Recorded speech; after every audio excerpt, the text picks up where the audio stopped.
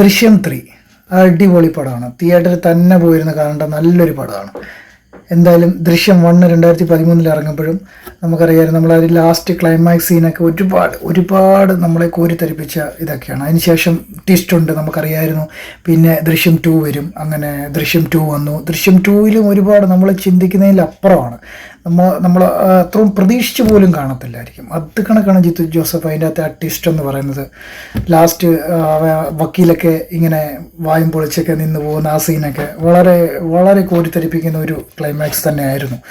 അപ്പോഴും ഒരു തുടർച്ചയായിട്ടുള്ള ഒരു കഥ ഇട്ടിട്ടാണ് പിന്നെയും നെക്സ്റ്റ് ദൃശ്യം 3 വരും. അങ്ങനെ അത് തിയേറ്ററിൽ എത്തിച്ചേർന്നു. കണ്ടവരുണ്ട്, കാണാത്തവരുണ്ട്. എന്തായാലും തിയേറ്ററിൽ തന്നെ പോയി കാണണം.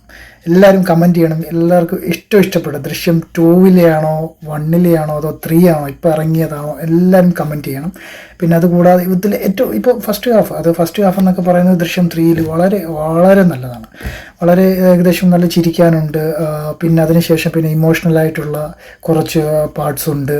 പിന്നെ ത്രില്ലറായിട്ടുള്ള പാർട്സ് ഉണ്ട്. നമുക്കെല്ലാം അതായത് നമ്മൾ പ്രതീക്ഷിച്ചിരുന്ന് പോകും, എന്താണ് നെക്സ്റ്റ് ട്വിസ്റ്റ്, എന്താണ്, അങ്ങനെയുള്ള കാര്യങ്ങളൊക്കെയാണ്. ഇനിയിപ്പോൾ ദൃശ്യം 4-ഉം വരും എന്ന് നമുക്ക് പ്രതീക്ഷിക്കാം. അതോ എങ്ങനെയാണ് എന്ന് നമുക്ക് കണ്ടറിയാം. അപ്പം എല്ലാവരും തിയേറ്ററിൽ തന്നെ പോയിരുന്ന് കാണുക. അടിപൊളി പടമാണ്. എല്ലാവരും സൂപ്പറായിട്ട് പോയിരുന്ന് കാണുക.